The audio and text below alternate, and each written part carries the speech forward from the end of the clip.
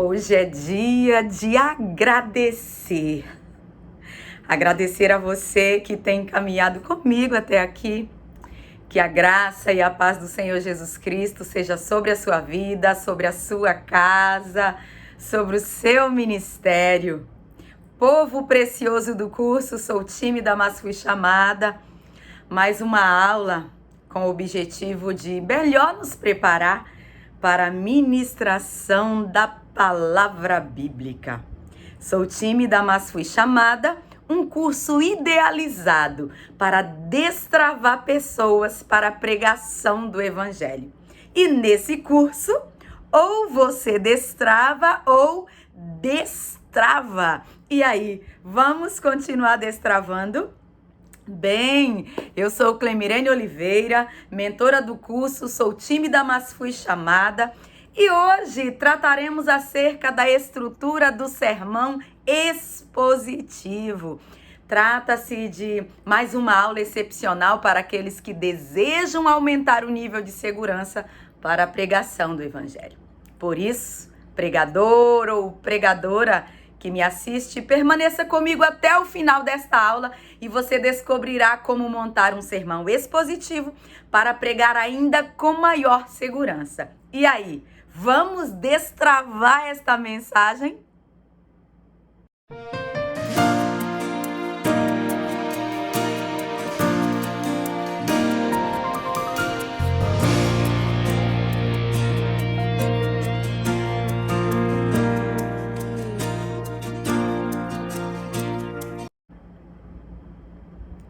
Como já vimos em aulas anteriores, o sermão expositivo, assim como todos os tipos de sermões, também possui a sua estrutura, qual seja a introdução, o desenvolvimento e a conclusão. Diferente do sermão textual, que toma por base de 1 a no máximo 3 versículos, e diferente do sermão temático, que tem o seu desenvolvimento a partir de um tema, o sermão expositivo, apesar de poder utilizar pequenas porções bíblicas, em sua estrutura e contexto, acaba por se ocupar de uma porção maior da Bíblia.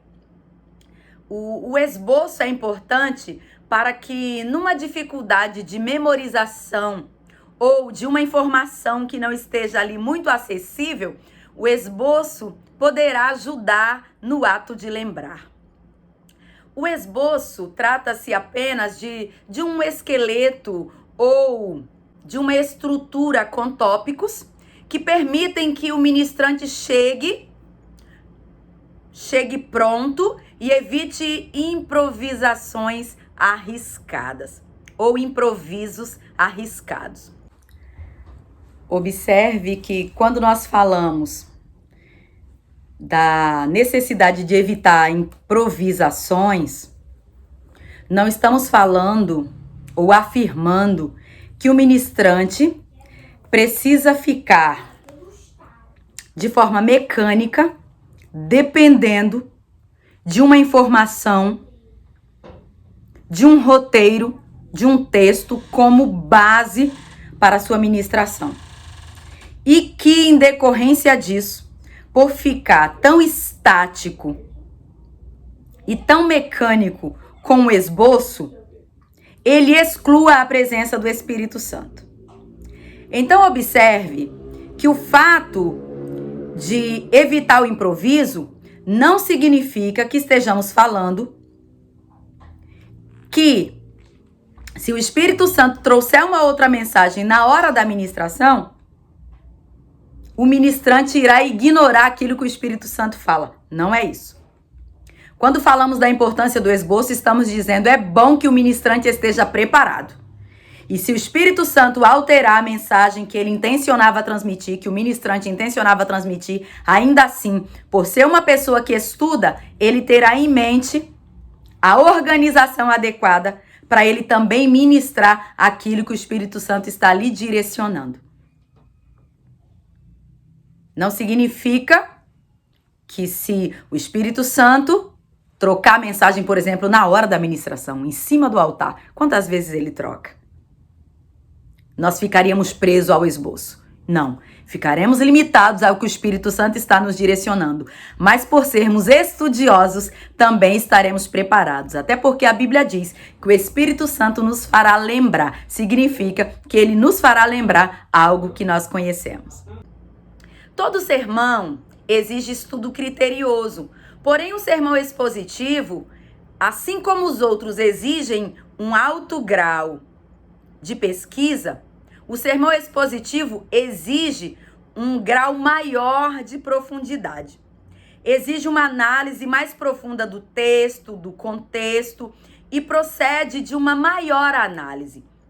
No sermão expositivo, o pregador extrai do texto e contexto as informações de sua mensagem. E nesse sentido, o texto e o contexto é quem determinam o conteúdo desse sermão. Convém salientar que, ao preparar o esboço, é importante excluir os achismos da nossa vida, ou aquela expressão, eu acho, por exemplo. Por quê? Porque quem prega a Bíblia baseia-se no texto e no contexto estudado, e não fundamenta a sua mensagem naquilo que pensa, mas exatamente naquilo que a Bíblia diz. Apesar de exercitar a fé, exercitar o conhecimento de um modo racional, quando se prega a mensagem, não se prega baseado na própria interpretação ou no próprio pensamento, mas naquilo que a Bíblia orienta ou que a Bíblia diz. Nesse contexto, baseado em determinada situação, considerando tais fatos, observando determinadas condutas ou circunstâncias, é possível extrair determinada conclusão ou afirmação. Logo, cada conclusão ou cada afirmação que o ministrante faça deve estar fundamentada, deve estar embasada na verdade bíblica e não na interpretação particular de cada um. Quando a Bíblia foi escrita, o autor dela desejou transmitir uma mensagem única. Assim, se a mensagem fosse baseada na interpretação particular de cada um, cada indivíduo poderia receber mensagens diferentes e orientações diferentes dentro do mesmo texto. Porém, a mente criativa de Deus desejava transmitir uma mensagem. Há quem diga, eu analiso essa situação de acordo com o que o Espírito Santo falou a mim. Outro diz, eu cheguei a essa conclusão fundamentado naquilo que o Espírito Santo confirmou ao meu coração. É muito arriscado para quem ministra a palavra essas particulares interpretações. Porque uma coisa é o que eu posso pensar fora de um contexto. Outra coisa é quando eu estudo como os fatos ocorreram, em quais circunstâncias ocorreram, em qual contexto geográfico ocorreu, em qual cultura isso ocorreu. Porque Deus, quando usa os autores, quando ele inspira autores para escrever uma mensagem, ele desejou escrever uma mensagem. E esta mensagem, tal qual o escritor na época registrou, precisa ser pesquisada, esmiuçada, examinada para a extração exata da mensagem, não a mensagem que eu penso, mas a mensagem que o autor, que é Deus, desejou de fato transmitir naquele tempo e de que forma se aplicaria nos nossos dias. Ou seja, o pregador ministrará aquilo que o autor bíblico desejou dizer aos seus ouvintes lá no seu contexto original, aplicando esta verdade agora aos seus ouvintes na atualidade. O sermão expositivo, assim, não combina em nada com a falta de coragem, a falta de pesquisa e a falta de estudo. É necessário examinar as Escrituras. Isso foi uma orientação dada por Cristo. Porque, tratando agora do sermão expositivo, esse exige uma maior análise do texto e do contexto. E o contexto bíblico é aquilo que vem antes ou após o versículo lido. Deve-se ler alguns versículos antes e outros depois, e, se possível, fazermos a inclusão de alguns capítulos anteriores ou depois do assunto que está sendo discutido. O estudo do contexto bíblico é de fato muito importante para quem estuda e para quem ministra, porque promove compreensão da Bíblia Sagrada, a palavra de Deus, de maneira ampla, de maneira profunda, de maneira coerente, de modo que sejam evitados erros na interpretação e também na aplicação dos conceitos bíblicos ou na aplicação das Escrituras. Para quem gosta de tudo pronto, tipo fast food, o sermão expositivo não é o mais indicado. Porque ele exige mais, é mais completo, mais detalhado e por isso exige muito mais aplicação, zelo e empenho do ministrante.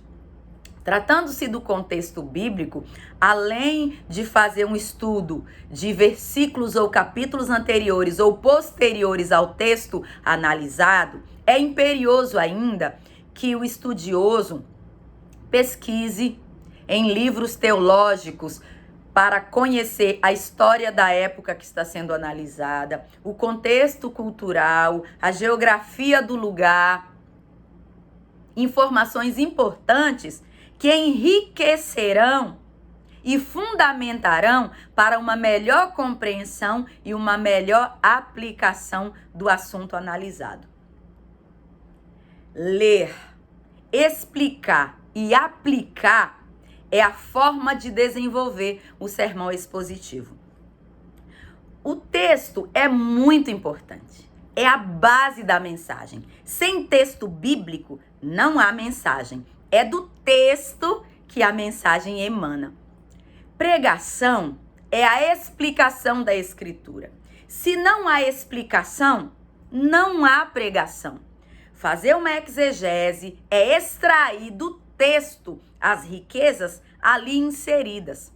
Pregador não acha, não usa a sua particular interpretação, mas extrai do texto aquilo que o autor desejou dizer no seu tempo.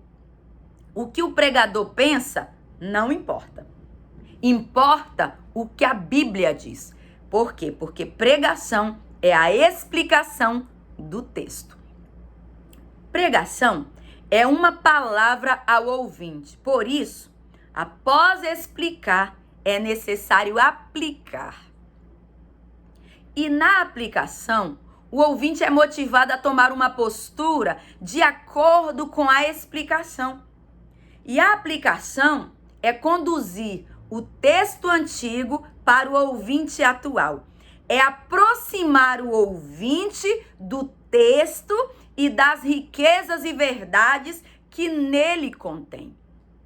Esta busca por conhecer o contexto antes de expor é extremamente necessário ao ministrante.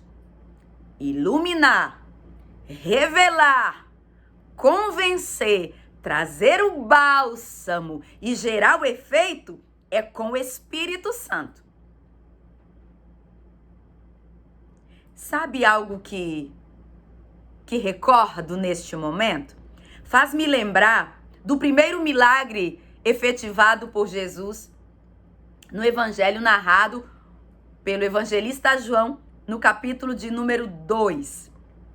No capítulo de número 2, diz que no terceiro dia fizeram-se umas bodas em Caná da Galileia e ali estava a mãe de Jesus.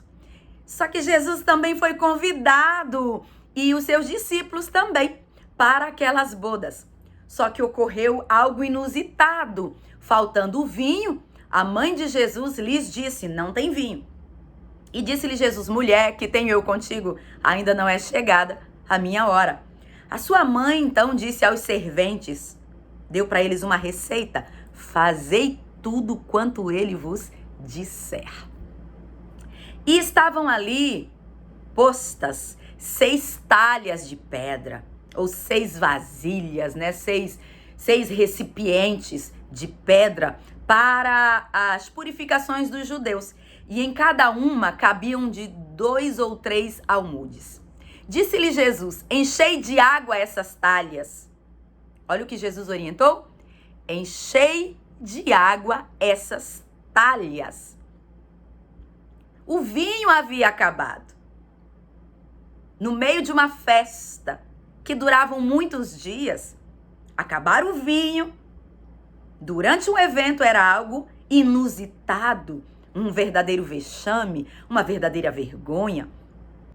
Desse modo, aguardam um milagre por parte de Jesus. E o que Jesus lhes ordena? Enchei de água essas talhas. Faça sua parte. E disse-lhes: tirai agora e levai-o ao mestre-sala. Mas antes de levar ao mestre-sala, eles encheram as talhas de água e encheram-nas até em cima, diz o texto. E logo que o mestre-sala provou a água feita vinho, não sabendo de onde viera, se bem que o sabiam os serventes que tinham tirado a água. Então o mestre-sala diz: todo homem põe primeiro vinho bom, e quando já tem bebido bem ou bebido muito, então serve o inferior. Mas tu guardastes até agora o melhor vinho. Jesus fez um milagre.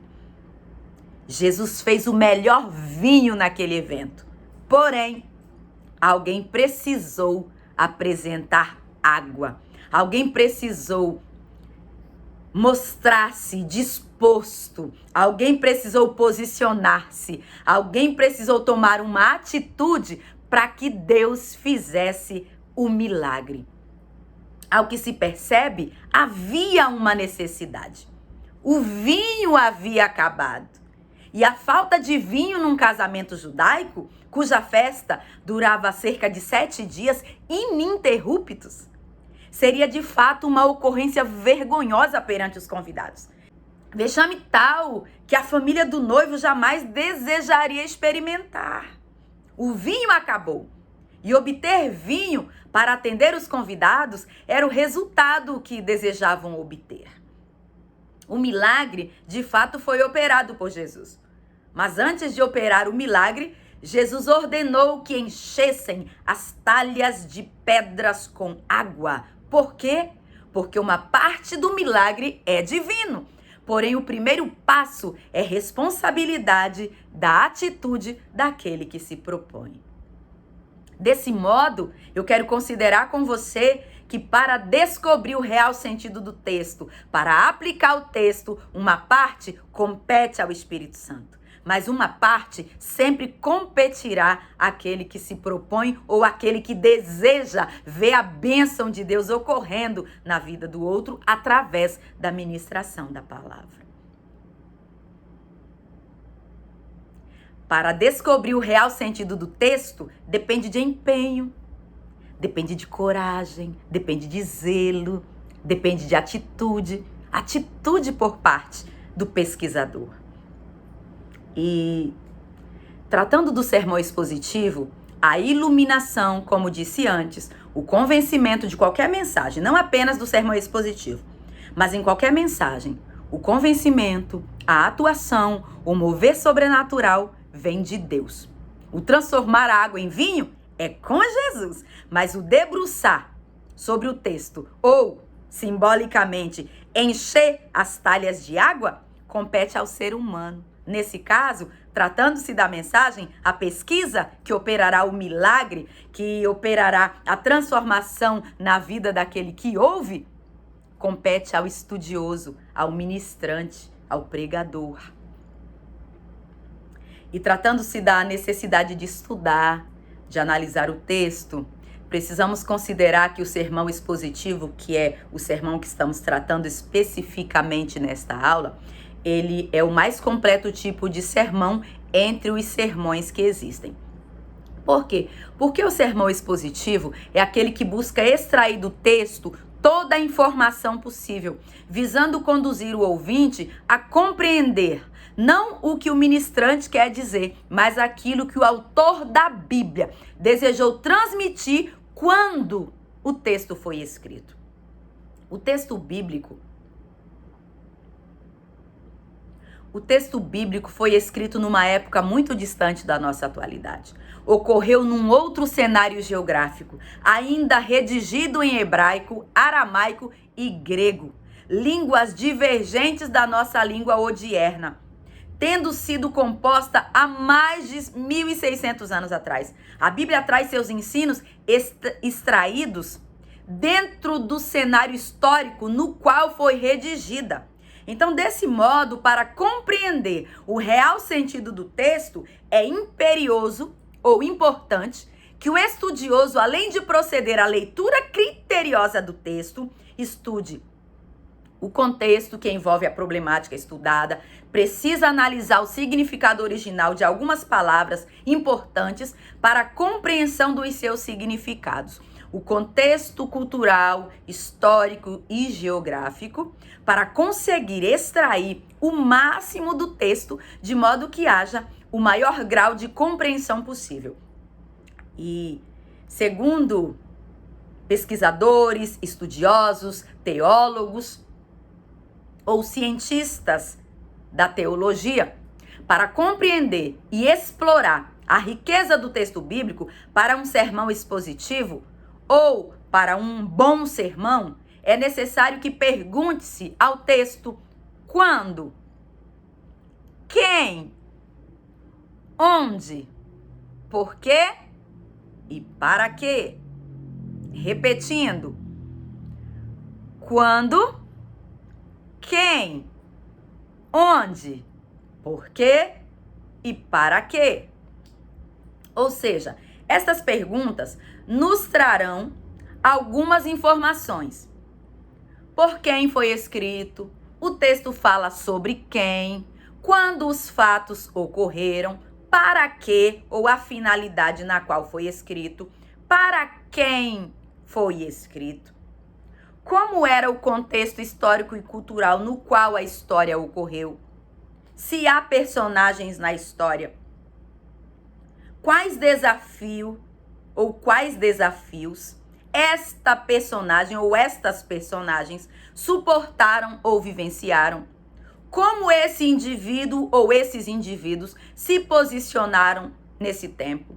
Qual conduta adotada por ele, segundo a Bíblia, deve ser refutada? Ou qual conduta adotada por ele, segundo a Bíblia, deve ser por nós adotada? O que Deus realizou nesse contexto? Qual postura podemos adotar a partir dessa análise, que seria a nossa aplicação?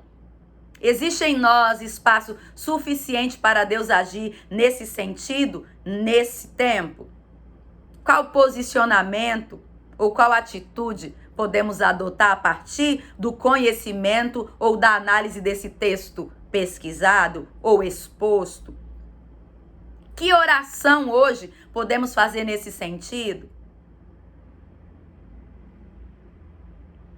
Aconselha-se fazer essas perguntas ao texto.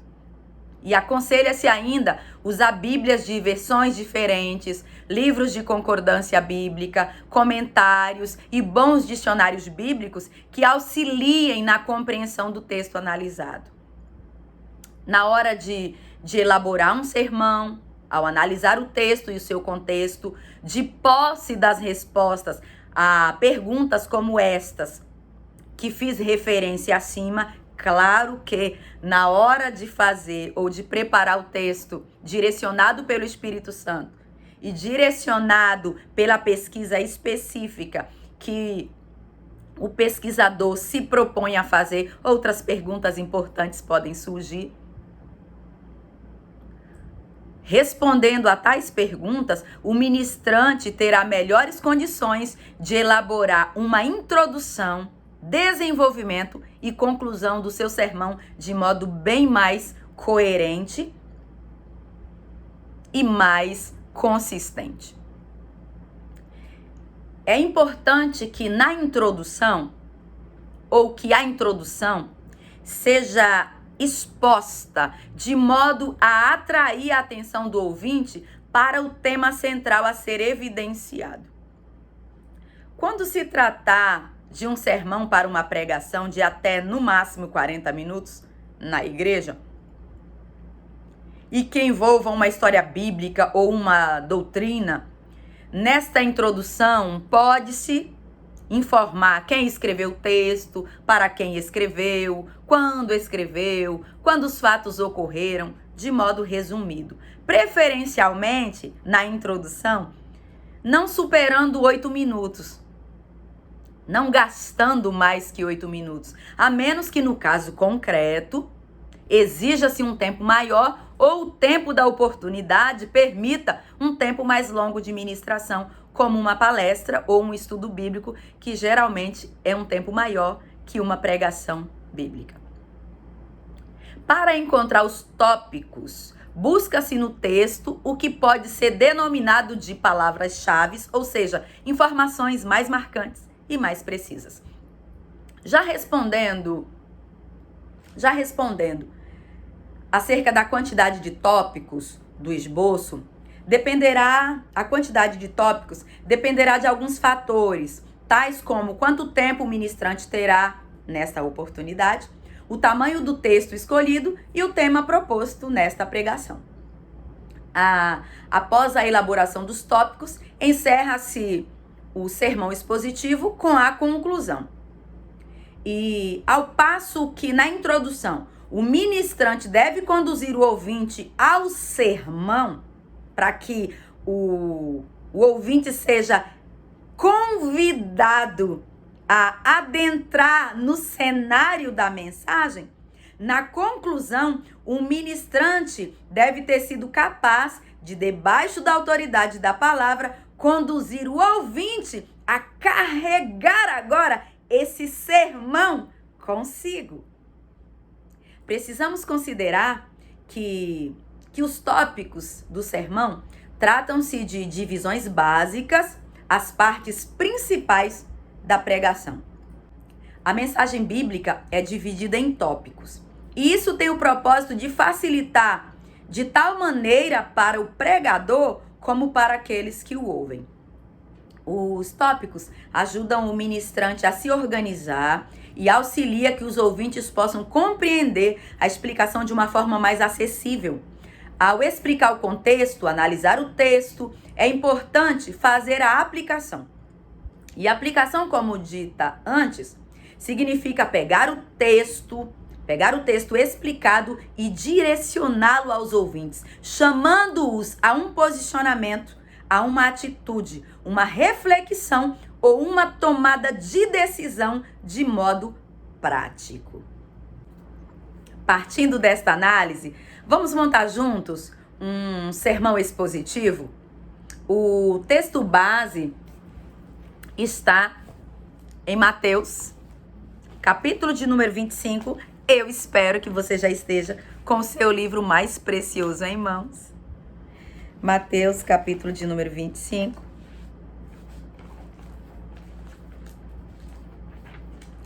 A partir do versículo de número 1, nós leremos até o versículo de número 13. Enquanto você encontra aí na sua Bíblia, Mateus, capítulo de número 25, do versículo 1 ao versículo de número 13. A leitura na versão Almeida Atualizada, que assim nos diz a palavra de Jesus. Então, o reino dos céus será semelhante a 10 virgens que, tomando as suas lamparinas, saíram a encontrar-se com o noivo. 5 delas eram imprudentes e 5 prudentes. As imprudentes, ao pegar as suas lamparinas, não levaram óleo consigo. Mas as prudentes, além das lamparinas, levaram óleo nas vasilhas. E como o noivo estava demorando, todas ficaram sonolentas e adormeceram. Mas, à meia-noite, ouviu-se um grito: eis o noivo, saiam ao encontro dele. Então todas aquelas virgens se levantaram e prepararam as suas lamparinas. E as imprudentes disseram às prudentes: deem a nós um pouco do óleo que vocês trouxeram. Na outra versão, Almeida diz: dá-nos do vosso azeite, porque as nossas lâmpadas se apagam. Na NAA diz assim: deem a nós um pouco do óleo que vocês trouxeram, porque as nossas lamparinas estão se apagando. Mas as prudentes responderam: não, porque então vai faltar tanto para nós como para vocês. Vão aos que o vendem e comprem óleo para vocês. E saindo elas para comprar, chegou o noivo, e as que estavam preparadas entraram com ele para a festa do casamento, e fechou-se a porta. Mais tarde, chegaram as virgens imprudentes, dizendo: Senhor, Senhor, abra a porta para nós. Mas o noivo respondeu: em verdade lhes digo que não as conheço. Portanto, vigiem, porque vocês não sabem o dia nem a hora. Na versão ARC, o versículo de número 13 diz: vigiai, pois, porque não sabeis o dia nem a hora em que o Filho do Homem há de vir. Na versão King James, também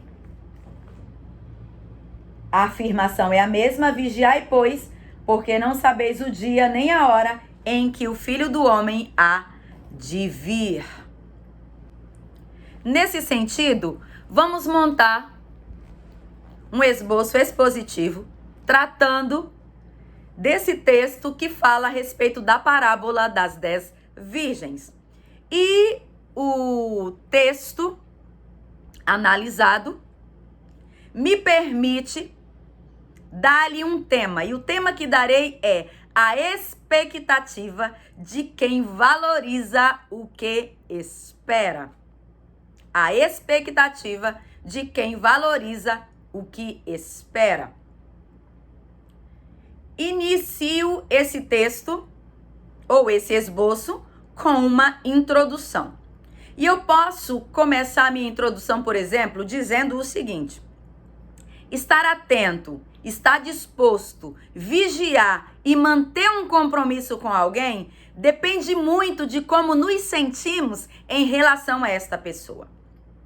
O nosso compromisso com alguém depende muito do que esse alguém representa para nós. Antes de Jesus subir ao céu, ele advertiu os seus discípulos acerca da importância de estarem atentos, comprometidos com a sua vinda. E de igual forma, nos dias atuais, ainda é importante refletirmos de que forma estamos comprometidos com a vinda de Jesus. Se você está aguardando a volta de Jesus, alegre-se, porque, como disse Paulo, nossa salvação está mais perto hoje do que quando aceitamos a fé. A alegria da expectativa de encontrarmos Jesus face a face é o que motiva a esperança da igreja. Jesus está voltando. Os sinais corroboram esta verdade. Jesus está voltando. E tratando-se da expectativa desse dia glorioso, analisa-se que o evangelista Mateus, através de quem o texto foi escrito, também identificado como Levi, um filho de Alfeu, funcionário público de Roma, publicano, ou seja, coletor de impostos, que atendeu ao convite de Jesus Cristo e renunciou à sua ocupação no objetivo de segui-lo. Ele narra as últimas orientações de Jesus aos seus discípulos antes da sua ascensão ao céu. E no texto lido, ele ensina a forma como os seus discípulos deveriam se posicionar no tocante a essa espera, no tocante a essa expectativa. Por quê? Porque ele disse que ele vem. Porque ele disse que vem. O texto fala sobre quem? O texto narra Jesus contando uma parábola que fala explicitamente sobre um casamento. Um casamento entre um noivo induz implicitamente a existência de uma noiva, porque o texto não fala claramente a respeito dela, mas está implícito a presença ou a existência de uma, e revela circunstâncias especiais envolvendo 10 virgens que foram convidadas a participarem de uma cerimônia. Observe que Jesus não se preocupou em explicar sobre a cerimônia de casamento aos que lhe ouviam naquele tempo. Ao contar aquela parábola, Jesus não narra, não explica o significado do casamento, porque o casamento judaico, para os discípulos que ouviam a parábola de Jesus, era algo conhecido, era algo comum. Porém, quem vive em outras culturas, talvez o casamento ocorra de outra forma. Por isso é imperioso expor o contexto no qual esses fatos ocorreram, ou o contexto cultural, como ocorria o casamento naquela época e naquele contexto, a fim de que tenhamos uma melhor compreensão. Quando os fatos ocorreram, trata-se de uma parábola narrada por Cristo no primeiro século da era cristã. Para quem o texto foi escrito? O texto foi escrito com o objetivo de relembrar a importância da vigilância e do preparo para o grande dia da volta de Cristo. Para quem foi escrito? A princípio, Cristo chamou a atenção dos seus discípulos acerca da necessidade de vigiarem, de aguardarem com expectativa e preparados sobre aquele evento. E Mateus escreveu seu livro direcionando-o aos judeus. Porém, esta mensagem ainda se aplica a todo ser humano, onde quer que se encontre. E desse modo, esse texto se aplica a mim e esse texto se aplica a você.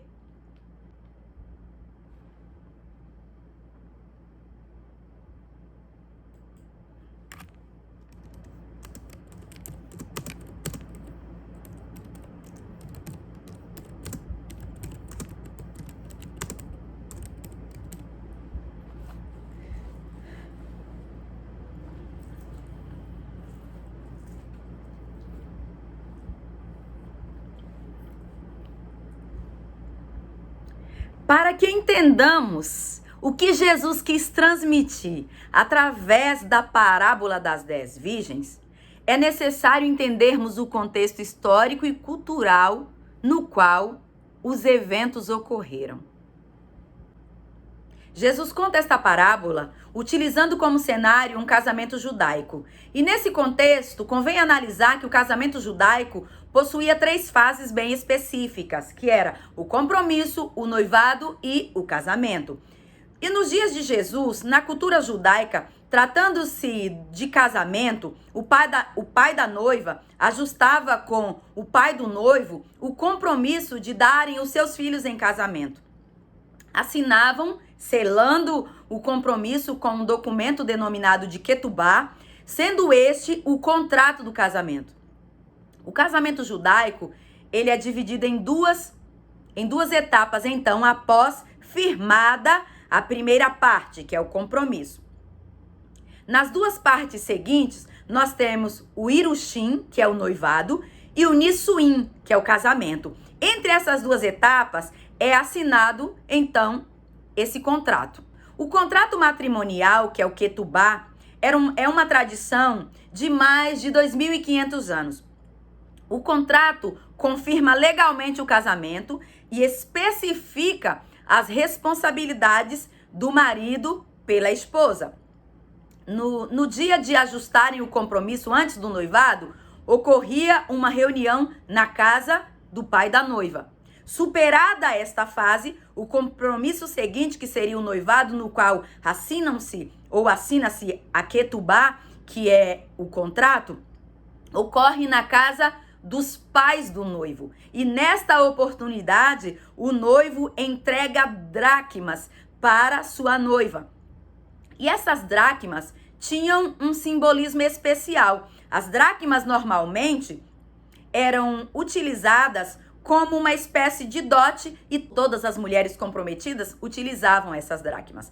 A dracma era feita de moeda grega, de prata ou de ouro, cujo valor era semelhante ao do pagamento de uma diária do trabalhador na época de Jesus. As dracmas eram organizadas numa espécie de colar recebido como presente do noivo para a sua noiva, que representava o seu compromisso público perante a sociedade de que aquela moça estaria comprometida com um relacionamento que resultaria oportunamente num enlace matrimonial. Ao sair às ruas ou em quaisquer passeios públicos, esse colar permeado de moedas fazia parte do seu traje, fazia parte da indumentária dessa noiva, o que equivaleria a uma aliança de compromisso ou de noivado, como ocorre em outros países. Quem presenciasse uma mulher usando um colar cheio de dracmas tinha, através dessa indumentária ou desse costume, a certeza de que um noivo havia pago um dote para tê-la como esposa futuramente. Por causa disso, ao vê-la com um presente que representava um preço pago como compromisso, sabia que com aquela moça não poderia flertar, com ela não poderia tentar compromisso, posto que esta já estava comprometida. O mesmo ocorre com a Igreja de Cristo, aquela que a Bíblia denomina de a noiva do Senhor, como descreve Apocalipse, capítulo de número 19, versículos 7 a 9. Quem olha para a Igreja de Cristo compromissada com o seu noivo, sabe que ela tem um compromisso, sabe que alguém pagou um preço por ela. E nesse sentido, recordo-me da história de um pastor convertido ao cristianismo após ele ter participado de outras crenças. Ele conta no seu testemunho que possuía uma aliança e possuía pactos com o príncipe das trevas. O adversário, o príncipe das trevas, exigiu que esse pastor, que agora é pastor, quando antes possuía pactos com o rei das trevas, exigiu que este se dirigisse a um cemitério e utilizasse o corpo de uma jovem de aproximadamente 15 anos de idade, com aproximadamente aí uns 15 dias de enterrado, e praticasse um ritual maligno que lhe fora descrito de forma minuciosa.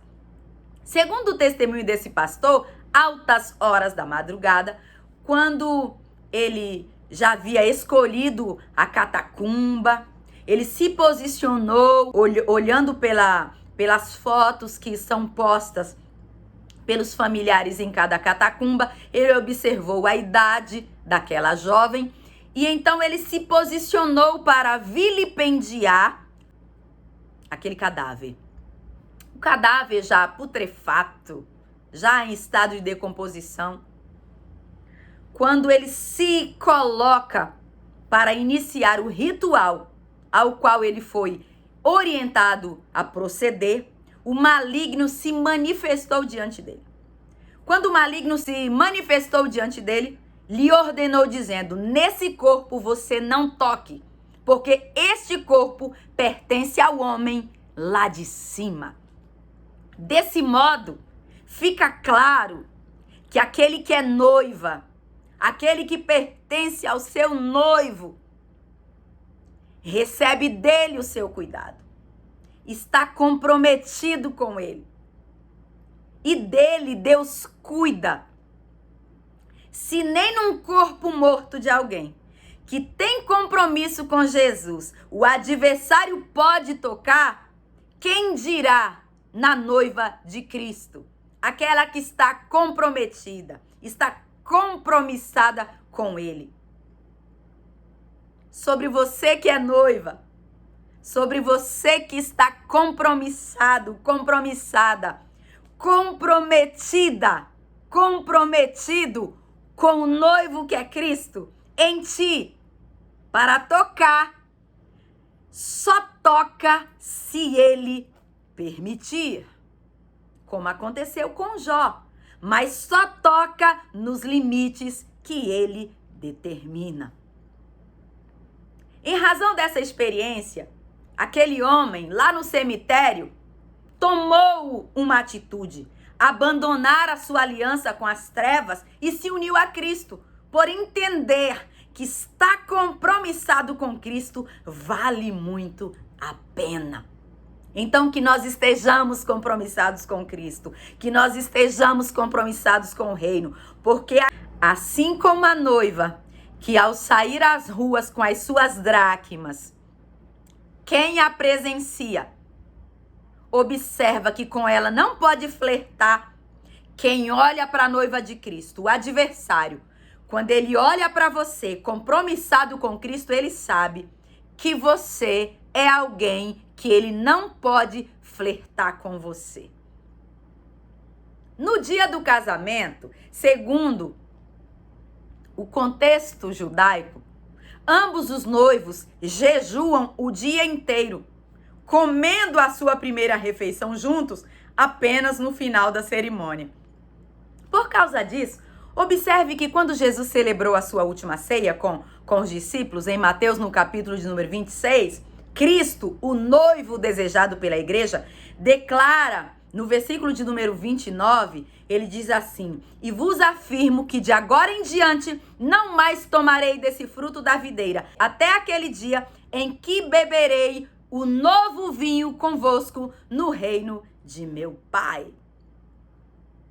Assim como o noivo ficava em jejum do vinho até que o casamento ocorresse, Jesus também declarou que está aguardando a noiva no reino do Pai, quando ele celebrará as bodas, e nesse dia ele com ela ceará. Aí você pode perguntar de onde se extraem estas informações. Eu quero compartilhar com você que, para estudar o contexto bíblico dessa mensagem, eu utilizei esse livro, que é o Manual dos Tempos e Costumes Bíblicos, da editora Betânia. Utilizei ainda, da editora CPAD, o livro Usos e Costumes dos Tempos Bíblicos. E utilizei também o Manual Bíblico SBB, da editora Sociedade Bíblica do Brasil. Esses livros, ou esses comentaristas, nos auxiliam muito na compreensão do contexto histórico, cultural, de modo que tenhamos uma melhor compreensão dos textos bíblicos. Bem, continuando o nosso sermão expositivo, no dia do casamento, a noiva veste o tradicional vestido branco ou de cor clara, símbolo de sua pureza, o que em paralelo com a noiva de Cristo aponta para a santidade da noiva, a pureza da noiva, como afirma Efésios 5, 25 a 27, declarando que Cristo amou a igreja e a si mesmo se entregou por ela para a santificar, purificando-a com a lavagem da água pela palavra, para apresentar a si mesmo igreja gloriosa, sem mácula, nem ruga, nem coisa semelhante, mas santa e irrepreensível. O noivo retorna à casa do seu pai para trabalhar, a fim de construir uma moradia que sirva de aconchego, de acolhimento, de segurança e amparo para sua noiva, que agora também estará se preparando para o grande dia do enlace matrimonial.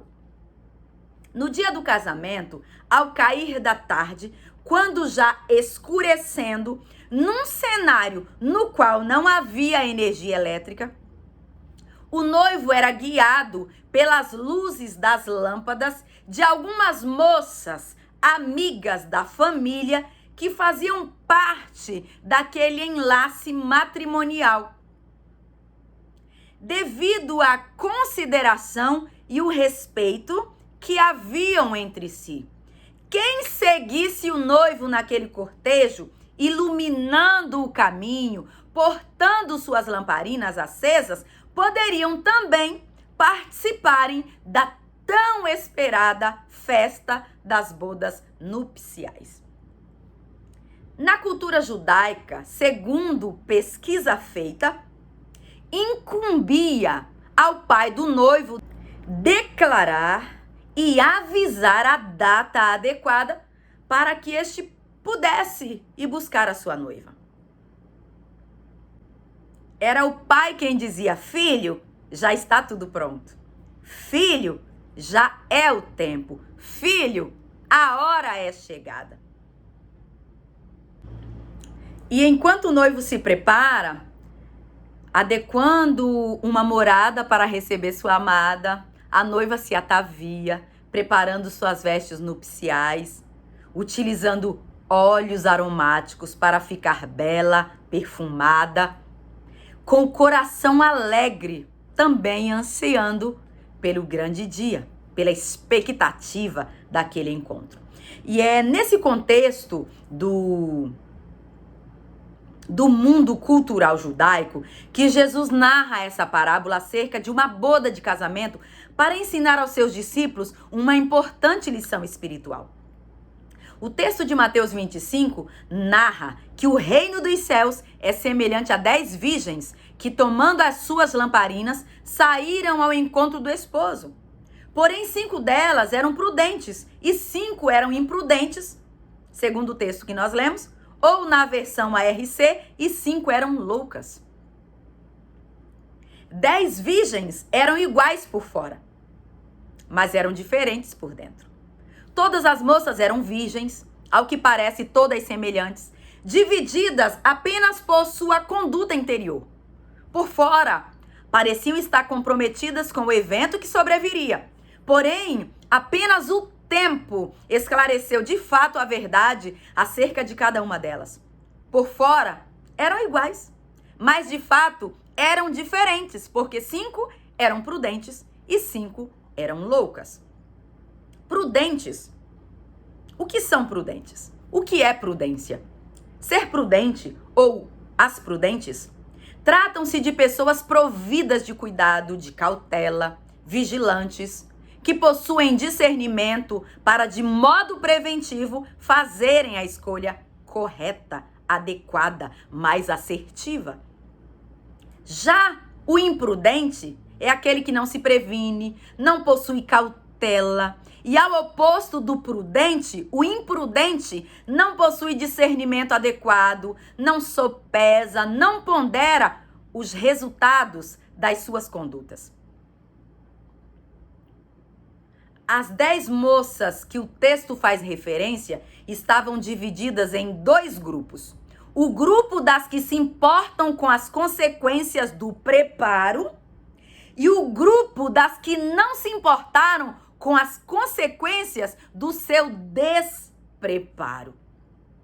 E está despreparada num momento tão importante na vida do noivo, denota o quê? Denota o desrespeito, a falta de apreço para com aquele compromisso e mostrava que as imprudentes, do mesmo modo que não se preparavam, também não eram dignas de participarem daquele evento tão grandioso e tão esperado pelo noivo e por sua noiva. A noiva, no texto, não aparece de modo explícito, porém, implicitamente, ela está presente. Haja vista que a cerimônia se efetiva. Se não tem noiva, não tem casamento. Se o casamento ocorre, é porque mesmo não estando explícito, de modo implícito, esta noiva está presente. Porém, na data do grande evento, o noivo não apareceu no prazo esperado pelas 5 virgens que estavam desatentas e despreparadas. Quem está despreparado não discerne que num dado momento será exigido de si condutas que determinarão o seu destino.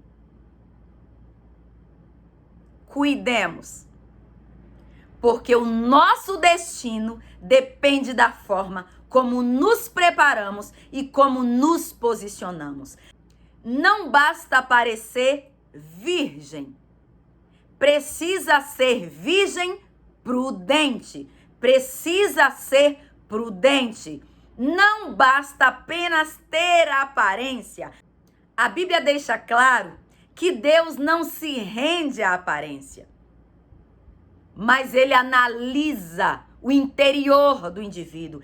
Ele sonda as mentes e os corações para dar a cada um segundo as suas obras. Ocorre que todas adormeceram. E adormecer sem preparo é imprudência.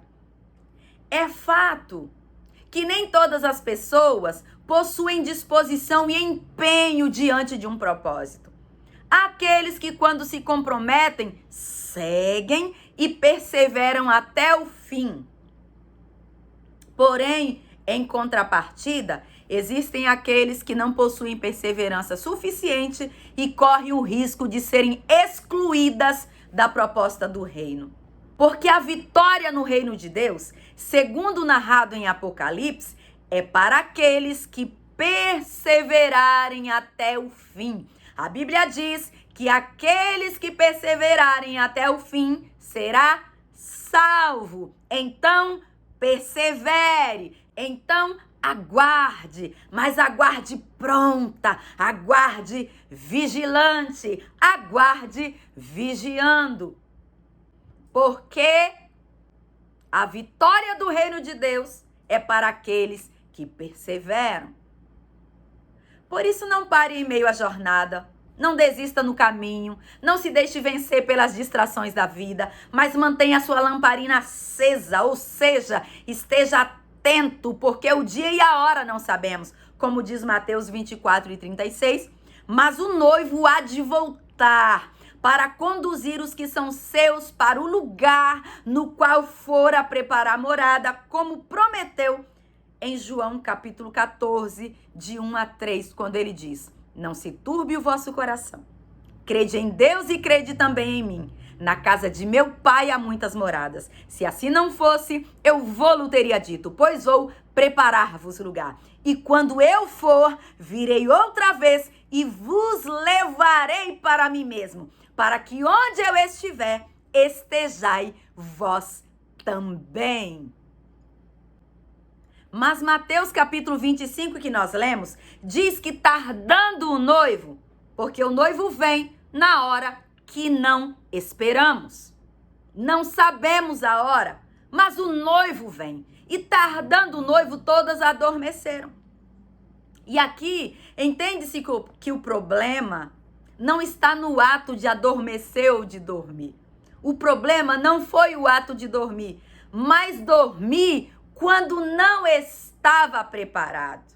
Descansar quando não está pronto. deixar para depois, procrastinar no preparo, quando existe uma expectativa, quando existe algo a ser desenvolvido. Não dá para parar quando estamos atrasados. Não dá para dar uma paradinha na jornada quando o preparo adequado ainda não foram feitos. E as imprudentes, devido ao despreparo, não poderiam adormecer. Elas não estavam preparadas. Mas o que elas fizeram? Eram imprudentes e então adormeceram. Se a sua lamparina ainda não tem azeite suficiente, não dê ouvidos aos convites que sugerem ou que surgem na sua mente, convidando para parar um pouquinho, porque esta parada pode comprometer o final do trajeto.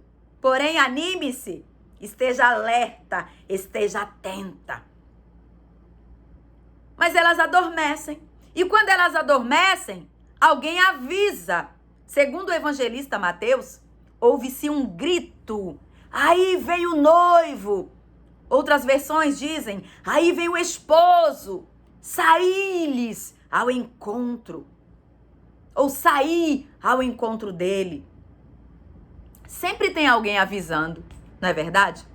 Através de um panfleto, através da rádio, através da TV, na internet. O aviso do evento é certo. Eis o noivo. Estamos ouvindo estes avisos? Como estamos nos posicionando diante desse aviso? Eis o noivo. Eis o noivo. Eis o noivo. Como estamos nos posicionando diante dessa proposta, diante dessa expectativa, diante desse aviso? As prudentes, prontas, preparadas, sem razão para desespero, despertaram. E como possuíam azeite, apenas precisavam seguir juntamente com o noivo. Mas as despreparadas, como não possuíam azeite suficiente, não haviam como seguir. Seguir para onde sem preparo? Seguir em qual direção quando não existe luz para clarear a jornada? Seguir para onde quando falta óleo, quando falta azeite para as lamparinas que estão apagando? E para onde se o combustível que tinham era insuficiente? É necessário que tenhamos combustível. É necessário que tenhamos azeite. O azeite que nos alicerça, o azeite que ilumina o caminho através da palavra. O salmista declarou em Salmo 119, versículo de número 105, lâmpada para os meus pés é a tua palavra e luz para o meu caminho. A palavra é luz. Oração é alimento. Alimento em qual sentido?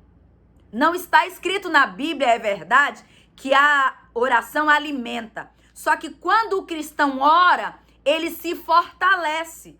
Porque a oração, ela nos liga a Deus.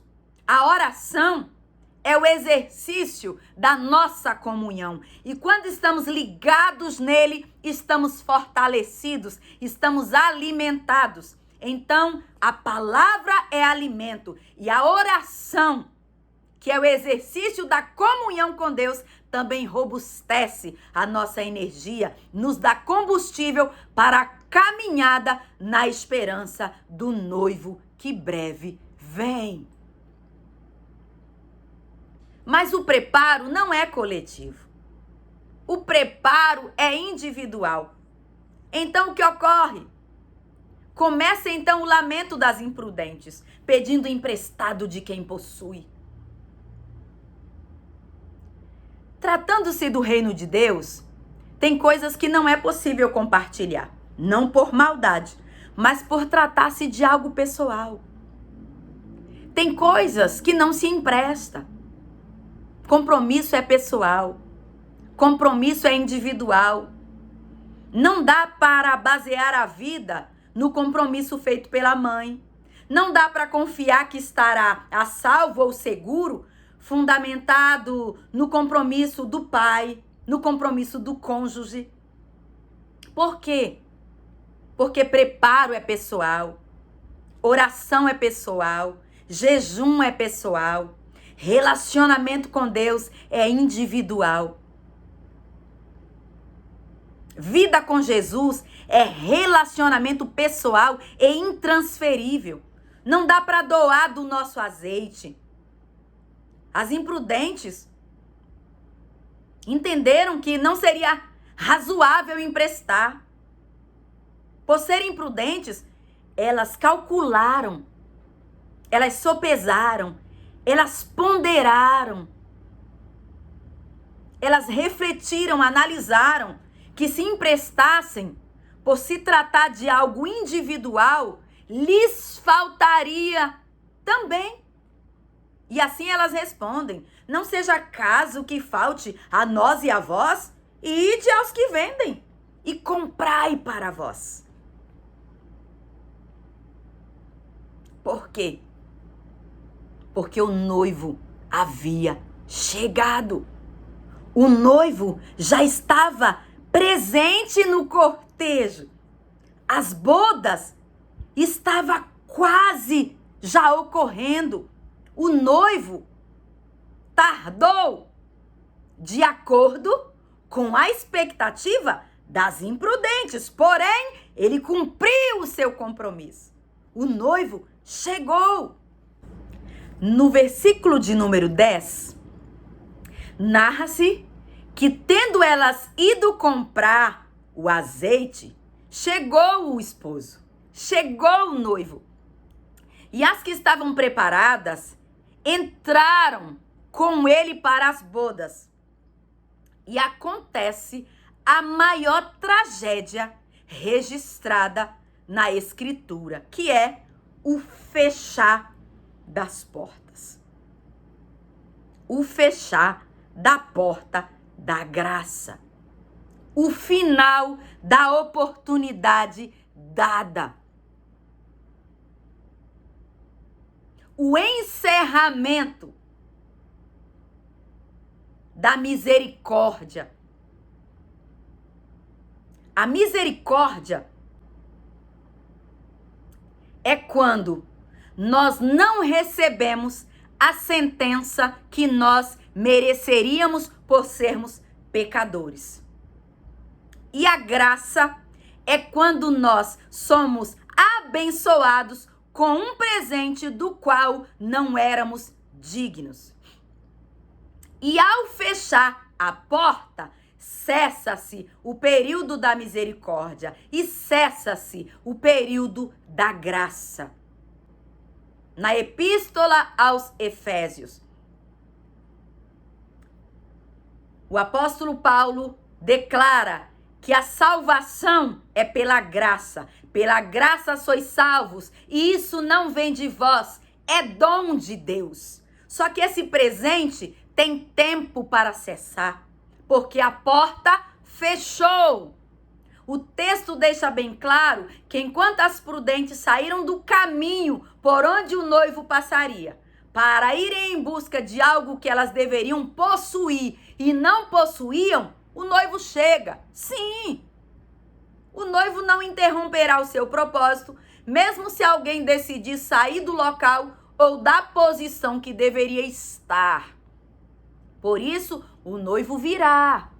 E devemos, conforme narrado em Hebreus 10 e 23, retermos firmes a confissão da nossa esperança, porque fiel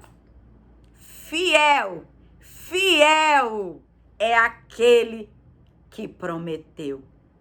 Ele virá, ele prometeu, ele virá, ele disse que viria e ele virá.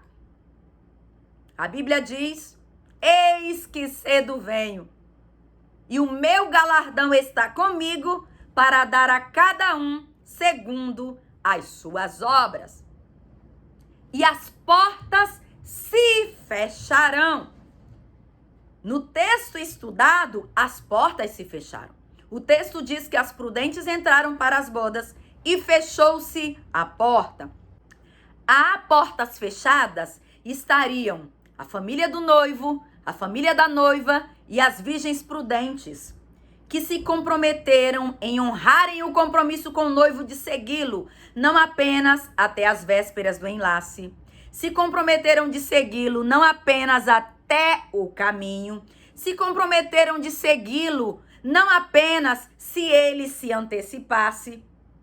As virgens prudentes, mesmo que o noivo não tenha aparecido no horário esperado, estas se mantiveram firmes, preparadas e dispostas a segui-lo até que a porta se fechasse e elas pudessem participar das bodas. De modo desesperador, talvez desconsoladas com a porta já fechada, chegaram também as outras virgens dizendo: Senhor, Senhor, abre-nos a porta. Porém, a porta disponível a elas, desde o convite lançado, agora estaria lacrada, bloqueada e fechada, infelizmente, para o seu acesso. E ele respondendo disse: em verdade vos digo que vos não conheço. O noivo havia feito o convite para todas, até porque, se não fossem convidadas, não estariam presentes naquele dia e naquele local. O noivo havia informado, havia convidado, porém, ao que se percebe, pela imprudência, apesar de serem pessoas que antes tiveram contato com o noivo, dada a importância daquela cerimônia, por ele não eram reconhecidas, mas o convite foi feito para todos. O noivo convidou tanto as virgens prudentes como convidou as loucas. Não houve preferência no convite. O que fez a diferença na participação das bodas não foi o convite, mas a forma como cada uma se posicionou em resposta àquele compromisso. Todas possuíam a mesma oportunidade. O que fez a diferença foi a seriedade com que se posicionaram. As prudentes se portaram com compromisso e as imprudentes se portaram ou se posicionaram com indiferença, não dando a devida importância à expectativa e à grandiosidade daquele evento. De igual modo, Deus não tem filhos favoritos. O que faz a diferença é a forma com que cada filho busca no tocante a ter intimidade ou não com ele. A Bíblia deixa claro que Deus não faz acepção de pessoas. Por isso, não importa a classe social, seu nível cultural, seu padrão financeiro, indiferente da sua origem, sua raça ou religião. O convite de Cristo é para todos. O convite de Cristo é para você. E por isso, esse convite se estende também a você hoje, porque o noivo há de vir. Mas Jesus adverte, no final da parábola, quando a porta se fecha, quando as virgens imprudentes não são reconhecidas pelo noivo e as prudentes se reúnem a ele numa festa, numa boda, num enlace matrimonial. Jesus, fazendo referência a esta parábola, ele então explica o significado dela, declarando: vigiai, pois, porque não sabeis o dia e nem a hora. Não sabeis o dia e nem a hora em que o noivo há de vir. Jesus deixa explícito que sua vinda ocorrerá quando a noiva não saberá. Por isso a importância de estarmos preparados em todo o tempo. E Jesus, fazendo referência a esta parábola, ele explica o significado dela, declarando: vigiai, pois, porque não sabeis o dia nem a hora em que o Filho do Homem há de vir. Jesus deixa explícito, deixa claro que sua vinda ocorrerá quando a noiva não saberá. Por isso a importância de estarmos preparados em todo o tempo. Vamos curvar a nossa cabeça por um segundo e fazer uma reflexão acerca de como estamos esperando o nosso Messias. Estamos aguardando como as virgens prudentes? Ou estamos adormecidas como as loucas e imprudentes, que nenhum compromisso possuíam com aquele noivo? Como estamos aguardando a volta de Jesus?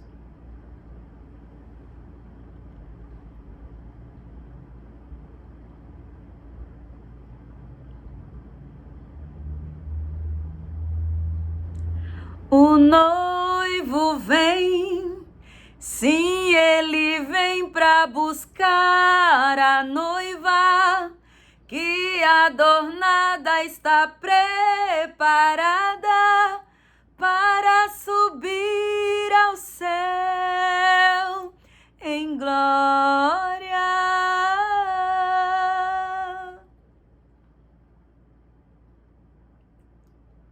Muitos de nós já fomos convidados pelo noivo para as bodas que se dará na casa do Pai. Porém, muitos estão adormecidos, com a mente cauterizada, obscurecida, insensíveis a este convite. Não um convite comum, mas um convite de amor, um convite de Jesus. É um convite de aliança, relacionamento íntimo, simbolizado pela comunhão existente entre um noivo e uma noiva, que ansiosa aguarda a chegada do seu amado. É importante vigiar para não ficar de fora dessa união eterna.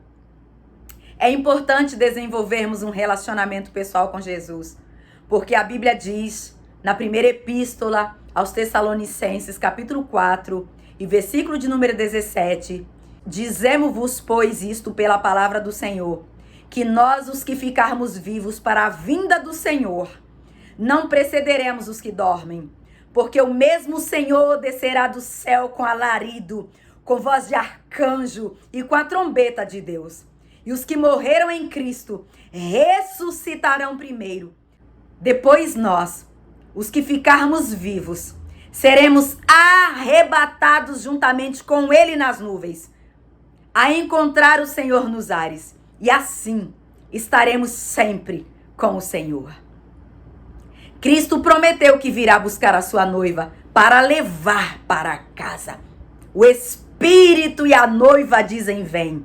É tempo de estarmos vigilantes, porque o dia e a hora não sabemos.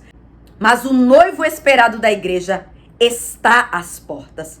E enquanto é o tempo que se chama hoje, se hoje ouvirdes a voz, não endureçais o vosso coração, porque Cristo está às portas. Quem for imprudente ficará de fora. A Bíblia diz que muitos ficarão de fora. Onde eu estarei naquele evento? Como você estará naquele evento? Nossa situação naquele dia depende de como nos preparemos hoje. E a nossa oração hoje é para que Deus nos ensine a sermos vigilantes, prudentes e possamos estar preparados e não adormecidos, porque a porta da graça, a porta da misericórdia não ficará aberta após a chegada do noivo. Estás preparado? Estás preparada para esse encontro, para esse evento? Se porventura existir alguém, cristão ou não cristão, ao alcance dessa mensagem, que não possui certeza acerca de estar preparado e deseja fazer uma aliança com Jesus ou renovar o seu compromisso com Cristo, a porta da salvação hoje ainda está aberta. A igreja orará contigo, apresentando a Cristo esse compromisso, de modo que no poder do nome dele, esta aliança seja restaurada. Nossa feliz expectativa é que ele breve venha. O Espírito e a noiva dizem: vem. Maranata, ora vem, Senhor Jesus.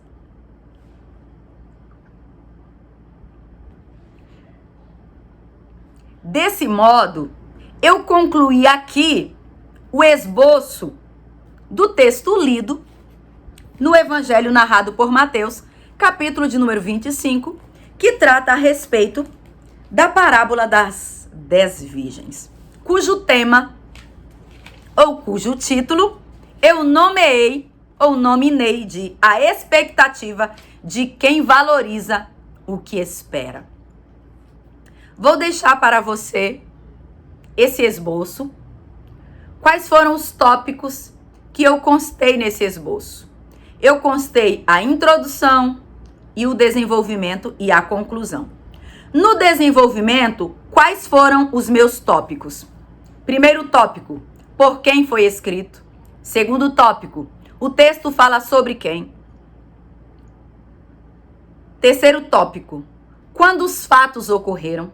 Quarto tópico, para que foi escrito. Quinto tópico, para quem foi escrito. Sexto tópico, como era o contexto histórico e cultural no qual o cenário ocorreu, ou a história ocorreu. O sétimo tópico, 10 virgens iguais por fora, mas diferentes por dentro. Oitavo tópico, adormecer sem preparo é imprudência. Descansar sem preparo é imprudência.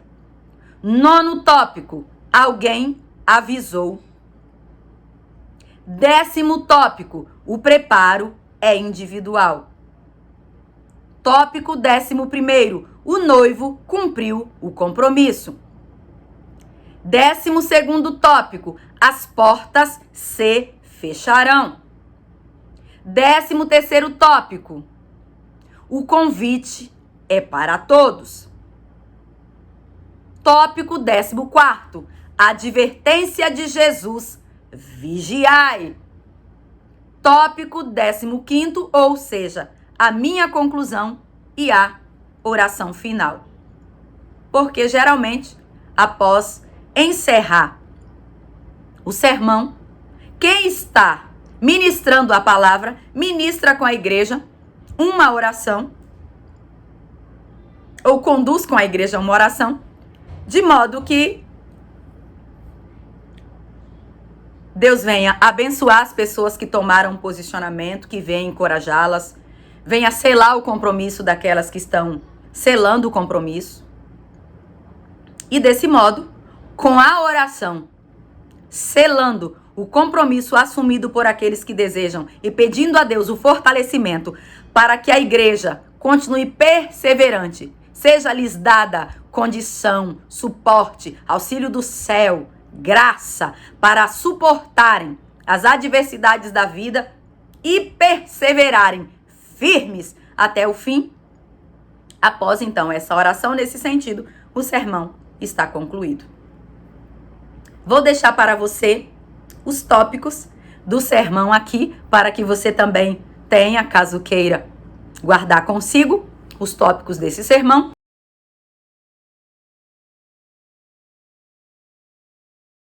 E agora que já elaboramos juntos um sermão expositivo, na prática, chegou a sua vez de elaborar 2 sermões expositivos, cujos temas irei sugerir agora.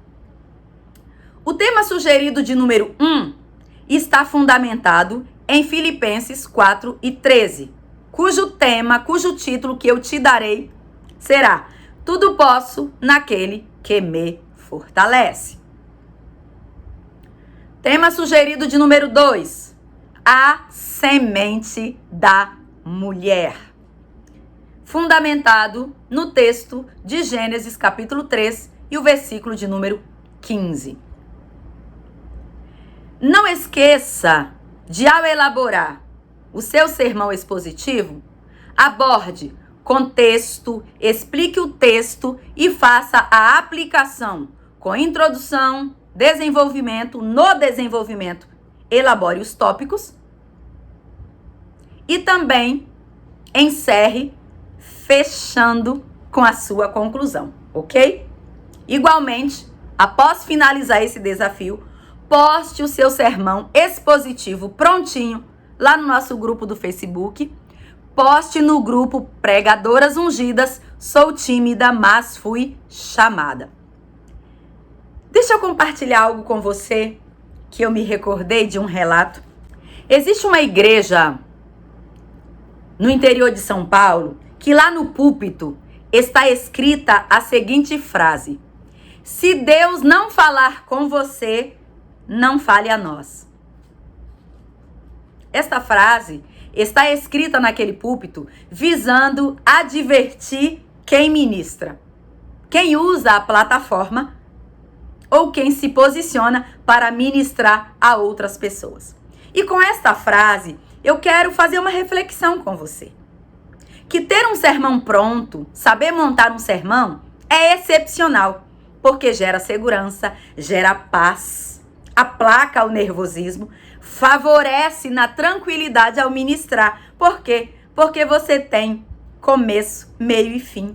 Você tem introdução, desenvolvimento, conclusão e sabe como a mensagem começa e sabe como ela conclui. Só depende que o Espírito Santo norteie, dando as palavras adequadas para que você com segurança consiga ministrar.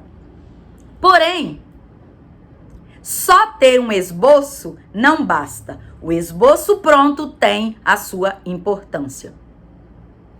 Porém, sem ouvir Deus, sem ter sido tocado por Ele através da palavra, sem ter sido ministrado primeiro, não haverá conteúdo para ministrar a terceiros. Se Deus não falar com você uma palavra, não tente falar a outros. Antes de ministrar, se dedique a buscar a presença do Espírito Santo. De tal modo que, cheio dessa palavra que já foi ministrada a você, você de fato se aproprie da palavra que você terá para ministrar sobre a vida de alguém. Que o nosso esboço não seja apenas um roteiro mecânico, que não seja apenas uma trilha que conduza as pessoas a ouvirem uma palavra bem elaborada, mas que o nosso esboço seja uma trilha que conduza o ouvinte a Cristo, porque Cristo é o centro da nossa pregação. Que seja um roteiro que conduza o nosso ouvinte a se aliançar com Cristo, porque Cristo, Ele sim, é o centro da nossa pregação. Na próxima aula, iniciaremos uma série de esboços na prática, para exercitarmos a nossa prática no tocante a como montar o nosso sermão, utilizando a Bíblia, que é a nossa base, utilizando livros que nos auxiliam. A Bíblia é a nossa base, mas nós podemos utilizar livros auxiliares, comentários bíblicos, bíblias de estudo, que nos auxiliem. Então, partindo dessa premissa, nós iniciaremos uma série de esboços na prática para que nós possamos exercitar a estruturação de sermões. Ao final desse curso, sua mente estará mais segura para, com maior ousadia e maior segurança, consiga expor a mensagem que o céu já te comissionou. Porque antes de ministrar a outros, a palavra já foi ministrada a você. Então, acalme o seu coração e deixe sempre Deus falar com você. E acredite que Ele, Deus, se você buscar, Ele o fará. Vamos continuar destravando esta mensagem até a nossa próxima aula, na paz do Senhor Jesus. o meu apreço, o meu carinho e o meu respeito por você, e nós nos encontraremos nos próximos esboços que nós temos até encerrar a nossa série de 24 aulas. Portanto, vamos continuar destravando esta mensagem. Beijão para você, meu carinho de sempre.